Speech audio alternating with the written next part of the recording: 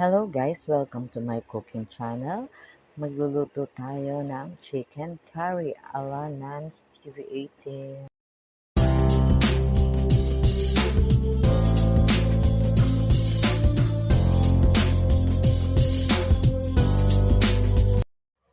Ready na tayo guys sa ating pagluluto ng chicken curry. Meron tayong chicken wings, ang aking ginamit. Meron tayong potato. Malalaki ang hiwa ko dyan. Carrots, same ang hiwa. Gata ng niyog. Sugar to taste. Minta, patis. Yan ang ating mantika. Meron tayong garlic, onion. Ayan, ginger at red bell pepper ang ginamit ko. At syempre ang ating curry powder. Magluluto na tayo. Syempre, ready na natin ang ating kawali. Siguraduhin mainit ang kawali bago ilagay ang ating mantika. Ayan, 1/4 cup lang ang aking nilagay na mantika. Then, ginisa ko muna ang ginger. Inuuna ko yan paggisa kasi mas masarap yan pag medyo nagbo-brown siya. Yan guys, sige lang. Tayin lang natin ang ating ginger hanggat nang-aamoy ko na ang kanyang kabanguhan.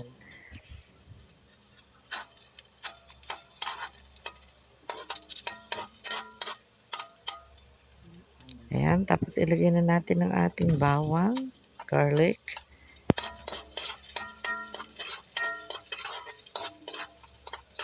Saute.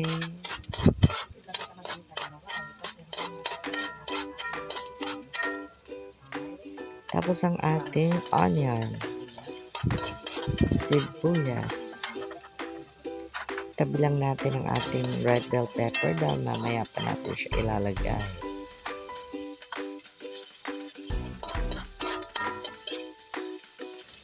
Yan, ikalat lang natin ang ating mga ginisang sibuyas, bawang at luya. Tapos ilagay na natin ang ating chicken wings.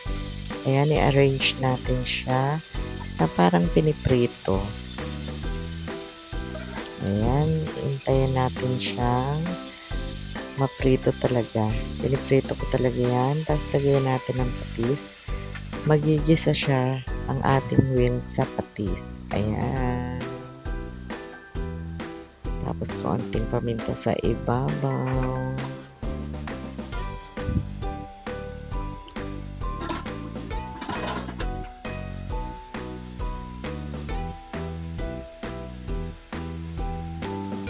And guys, cover lang muna natin siya.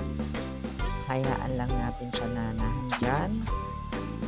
Transparent ang aking ginamit na cover para kitang-kita natin ang pagbabago ng kanyang kulay. Ayan.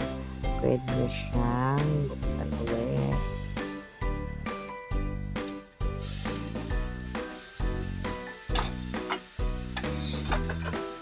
At ayan, babalik na rin natin siya. Kasi para ma-sure din naman natin na hindi siya naninigit.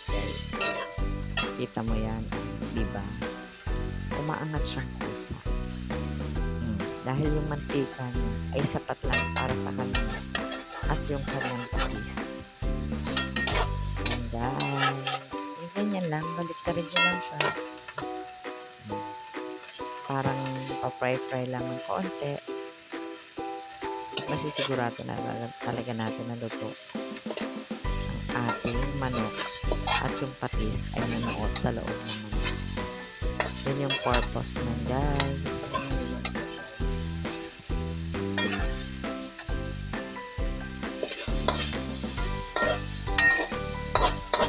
O ayan na, nakita nyo naman, binabaliktad na natin ang mga pakpak ng ating manok. Kaya ayan, o-coveran uli natin siya para maluto naman yung side na binaliktad natin. Yan, waiting uli ng kaunting minuto.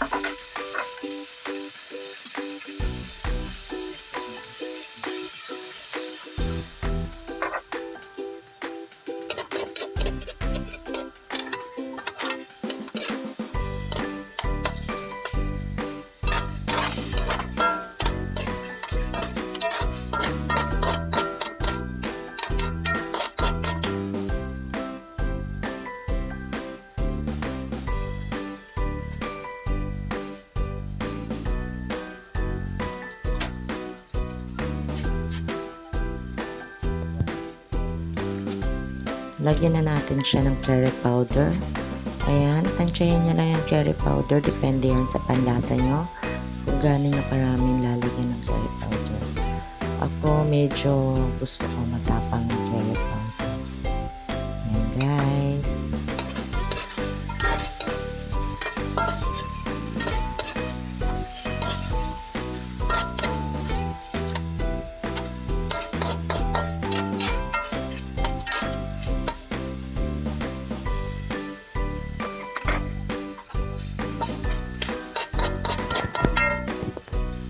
Ayan, lalagyan na natin ang ating carrots. Ganon din ang ating patatas. Halo-haloin lang natin ng konti. Arrange lang natin ng maayos.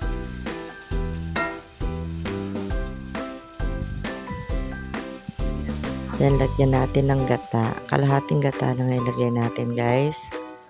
Mamaya na yung kalahati para mas malinamnam. Then, lagyan natin ng konting tubig dahil palalambutin natin ang ating patatas at carrots. Ayan, takluban lang natin. A few moments later, ayan, kulong-kulo na siya. Kitang-kita nyo naman. At iba na ang kulay ng ating patatas. Ibig sabihin, malambot-lambot na siya. Ayan, di ba? Malapot-lapot na ang ating sabaw. Yan.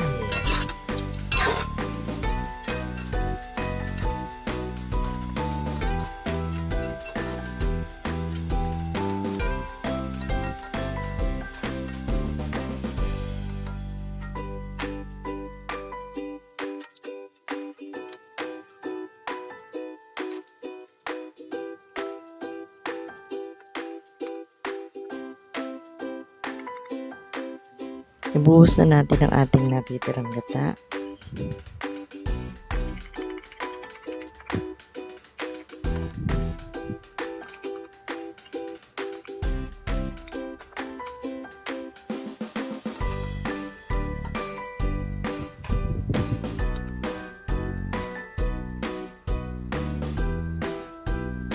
Ayan, lagyan ng konti-konting asin.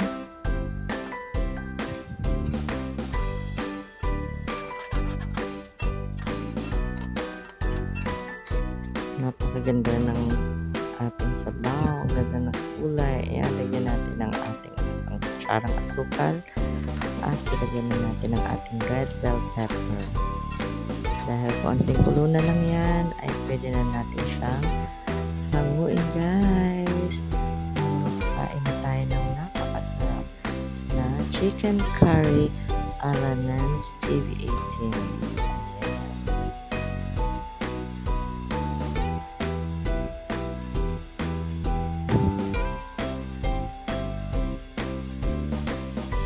Pakuluan lang natin ng konti dahil gawa ng gata.